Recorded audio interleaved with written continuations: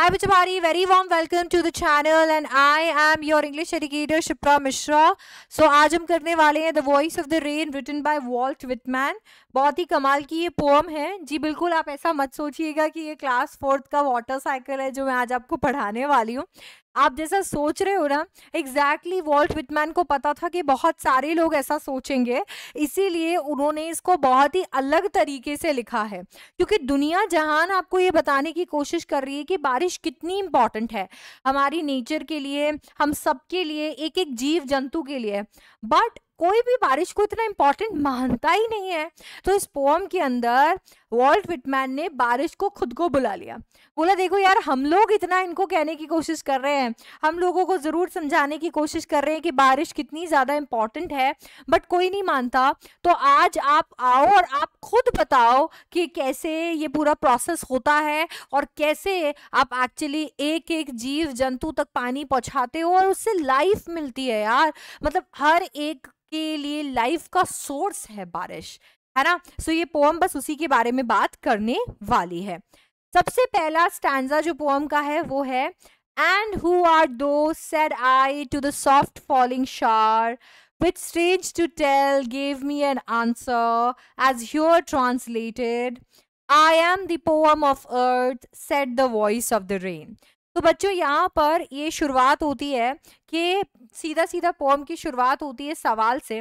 हमारे पोएट जो है वो सवाल पूछते हैं। किससे सवाल पूछते हैं? सॉफ्ट फॉलिंग शार से। सॉफ्ट फॉलिंग होता है ना, एकदम बहुत ही धीमी, एकदम भीनी भीनी सी बारिश हो रही होती है, धीमी बारिश हो रही होती है। तो सॉफ्ट फॉलिंग शार से हमारे पोएट सवाल पूछते हैं, हु आर यू। क्या पूछते हैं? हु आर यू, तुम हो कौन। हाँ, सॉफ्ट फॉलिंग शार से पूछते हैं तुम हो कौन। और पोएट कहते हैं बड़ा ही अजीब है ये, पर मुझे सॉफ्ट फॉलिंग शार जवाब भी देता है और उसने मुझे जो जवाब दिया मैं आपके लिए ट्रांसलेट कर देता हूं। वो कहते हैं, सॉफ्ट फॉलिंग शार ने कहा, I am the poem of earth. मैं अर्थ की पोएम हूं, मैं अर्थ की पोएम हूं, मैं अर्थ का गीत हूं, मैं अर्थ की कविता हूं, मैं अर्थ का संगीत हूं। Said the voice of the rain, तो रेन की आवाज ने बोला मैं अर्थ का गीत हूं, संगीत हूं, कविता हूं। तो जैसे वो ये जवाब देते हैं तो हम लोगों को ये पता चल जाता है कि यार रेन वैसे बात तो नहीं करती है ना, कभी हमसे तो नहीं करी। तो रेन बात नहीं करती है, तो यहाँ पर ये रेन को बात करवाई कैसे गई है? तो हमें पता चलता है कि अभी हमारी जो ये पोएम है, ये पोएम पर्सोनिफाइड है। क्या है? पर्सोनिफाइड है। यहाँ पर पर्सोनिफिकेशन है, यहाँ पर रेन से बात करवाई जा रही है। ये पोएम के अंदर रेन बात करने वाली है, उसे ह्यूमन क्वालिटी दे दी गई है। रेन ने अपने आप को कविता कहकर यहाँ पर कंपैरिजन भी कर दिया है कि जैसे कविता होती है ना, एकदम खूबसूरत, मन को भा जाने वाली, मन को ठंडक देने वाली, बोला एकदम वैसी, एकदम वही हूं मैं अर्थ की कविता हूं।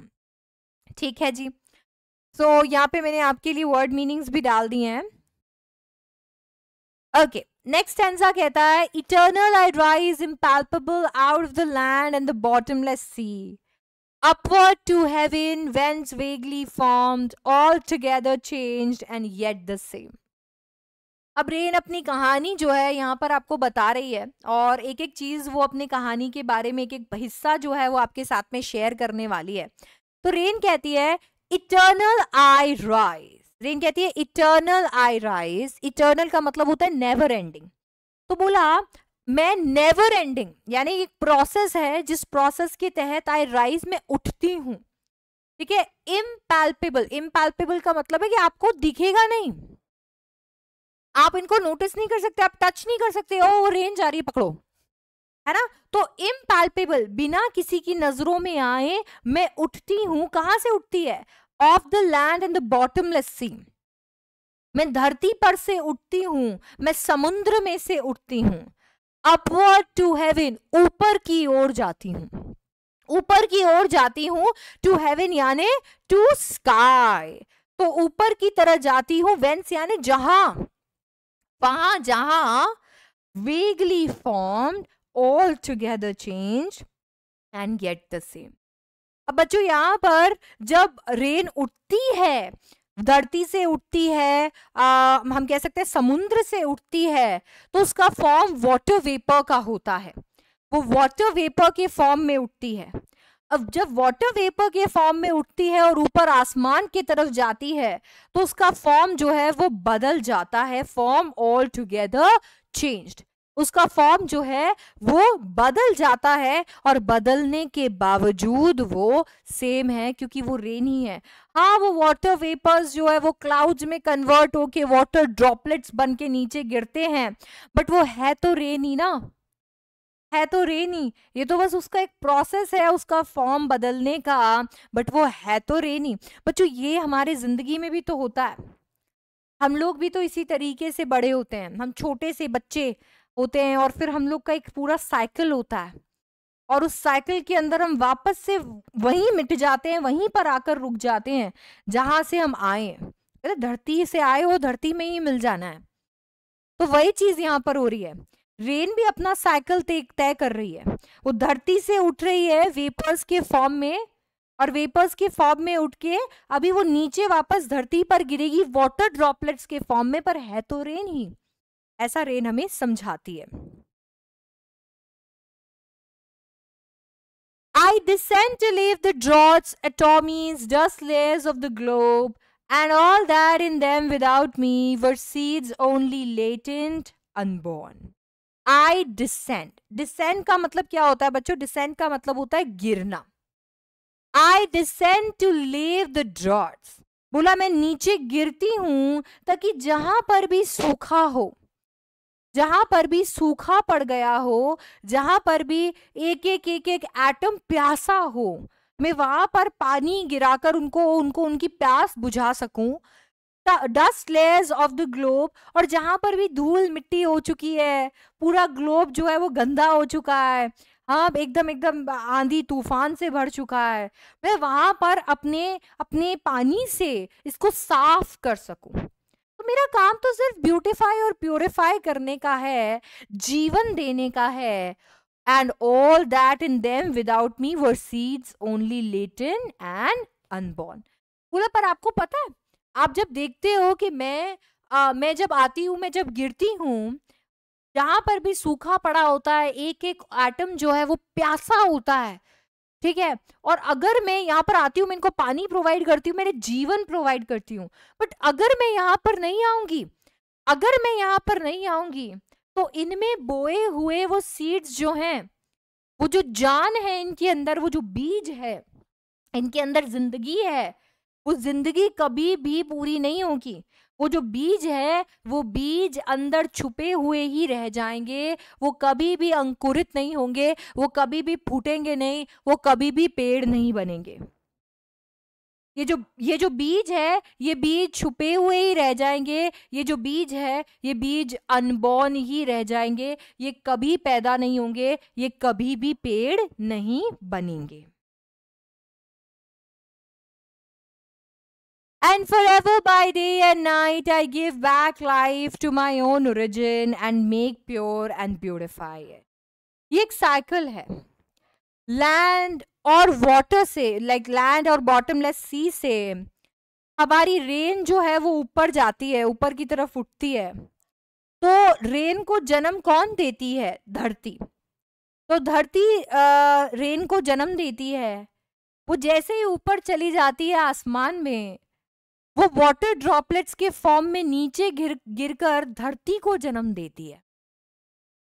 क्योंकि जब वो नीचे गिरती है, रात दिन का ये जो प्रोसेस चल रहा होता है, इस प्रोसेस में वो अपनी खुद की ओरिजिन को जहां से वो पैदा हुई है, उसी को जिंदगी प्रोवाइड करती है, अपने खुद के ओरिजिन को प्योर करती है, ब्यूटिफाई करती है। अगर बारिश नहीं होगी तो धरती पर जीवन नहीं होगा, अगर बारिश नहीं होगी तो धरती पर जीवन नहीं होगा, और अगर धरती नहीं होगी तो बारिश नहीं होगी। ये दोनों एक दूसरे के पूरक हैं, ये दोनों एक दूसरे को कंप्लीट करते हैं, ये दोनों एक दूसरे के साथ चलते हैं, बिल्कुल वैसे ही जैसे कि कोई गीत हो। जी हाँ, जैसे for song issuing from its birth place after fulfilment, wandering reckoned or unreckoned duly with love return. बोला एकदम वैसे ही जैसे कि कोई संगीत हो, कोई सॉन्ग हो, क्योंकि जब सॉन्ग कोई एक आर्टिस्ट गाता है तो वो सॉन्ग उसके दिल से निकलता है, उसके अंदर वो जो इमोशंस है वो उसके दिल से निकल रहे होते हैं।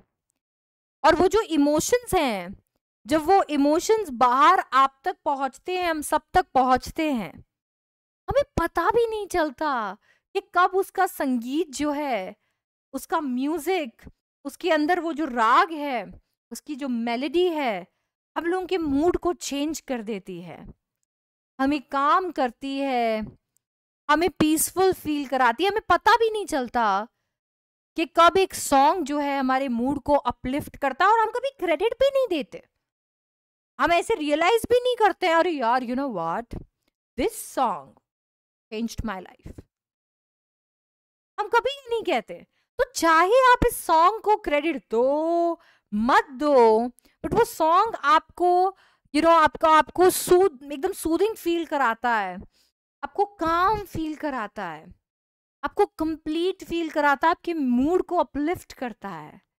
And then somewhere in your heart you feel that love for the artist, you feel that love for who has written the song, है ना। अब you feel connected to the words।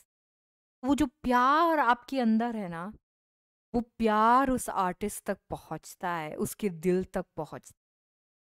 तो उसके दिल से निकला हुआ गाना मानो जैसे प्यार के रूप में वापस उसके दिल में आ जाता है, जैसे धरती से निकली हुई बारिश फिर से जीवन के रूप में धरती पर आ जाती है। तो यहाँ पे ना रेकन्ड और अनरेकन्ड लिखा है, इसका मतलब ये है कि कोई फर्क नहीं पड़ता आप केयर करते हो नहीं करते हो, आपको इस बात की परवाह है कि नहीं है कि रेन आ रही है, रेन की वजह से हमें जीवन मिल रहा है, पानी मिल रहा है, उससे कोई फर्क नहीं पड़ता, उस बात से कोई फर्क नहीं पड़ता। रेन अपना काम करती है और वापस चली जाती है। वैसे ही एक गाना होता है, गाना अपना काम करता है, आपको वो सूदिंग इफेक्ट आपके दिल को वो प्रोवाइड करता है और वापस प्यार के फॉर्म में सिंगर के हार्ट में चला जाता है। एक पैरेलल जो है वो यहाँ पे ड्रॉ करने की कोशिश की है हमारे पोएट ने। अब बच्चों यहाँ पर आपको कुछ और मिनट, तो इसके साथ में आपको यहाँ पर कुछ पोएटिक डिवाइसेस भी देखने को मिल जाएंगे। जैसे आपको पता है कि पूरी पोअम ही जो है उसके अंदर पर्सोनिफिकेशन है, क्योंकि यहाँ पर रेन बात कर रही है, तो हम देखते हैं कि सारी पोअम के अंदर ही पर्सोनिफाई किया हुआ है। रेन बात नहीं कर सकती है पर उससे बात करवाई गई है। मेटाफर आपको I am the poem of the earth के अंदर मेटाफर देखने को मिलेगा, क्योंकि रेन जिस तरीके से आपके मन को शांत करती है, उस एबिलिटी को उसकी कंपेयर किया गया है कविता, गीत, संगीत के साथ में। आपको पैरेललिज्म या फिर सिमिली भी यहाँ पर देखने को मिलेगा, क्योंकि आप देखोगे कि आखिरी 2 लाइनों के अंदर एक कंपैरिजन ड्रॉ किया गया है रेन और सॉन्ग के साथ में, एक पैरेलल जो है वो यहाँ पर ड्रॉ किया गया है। इसके साथ में आपको हाइपरबली देखने को मिलेगा, यानी कि आपको एग्जैजरेटेड, बढ़ा चढ़ाकर एक फ्रेज देखने को मिल रहा है, और वो है बॉटमलेस सी। समुद्र जो होता है ऐसा नहीं है उसका कोई बॉटम नहीं होता, पर ये दिखाने के लिए कि वो कितना गहरा है, उसकी गहराई को एग्जैजरेट करने के लिए बोला गया बॉटमलेस सी। इमेजरी देखने को मिलेगी। इमेजरी का मतलब होता है जब आपके सेंसेस को प्रिक करना चाहते हैं ऑथर, तो यहाँ पे हमारे सेंसेस को उन्होंने प्रिक किया सॉफ्ट फॉलिंग शार से। जब उन्होंने कहा सॉफ्ट फॉलिंग शार, तो हम सब ने महसूस किया जैसे कि वो बीनी बानी सी बारिश जो है वो गिर रही है, हाथ पर महसूस हो रही है ना। तो एग्जैक्टली वो जो हमारे सेंसेस को यहाँ पर उन्होंने प्रिक किया, हमें समझाने की कोशिश की कि कैसा वो फील कर रहे थे, वो इमेजरी के थ्रू किया। तो ये आपके लिटरेरी डिवाइसेस है जो यहाँ पर होंगे। तो इसके साथ में कंप्लीट हो गई है आपकी पूरी पोअम, और आई होप कि आपको अच्छे से ये समझ में आई होगी। और अगर हाँ तो बिल्कुल वीडियो को लाइक कर दीजिए और शेयर कीजिए अपने फ्रेंड्स के साथ में, और जल्द से जल्द सब्सक्राइब कर लीजिए चैनल को, ताकि इसी तरीके के और वीडियोस भी आप मेरे साथ कवर कर सकें। और मैं आपसे मिलने वाली हूँ नेक्स्ट वीडियो में। Till then bye bye, take care.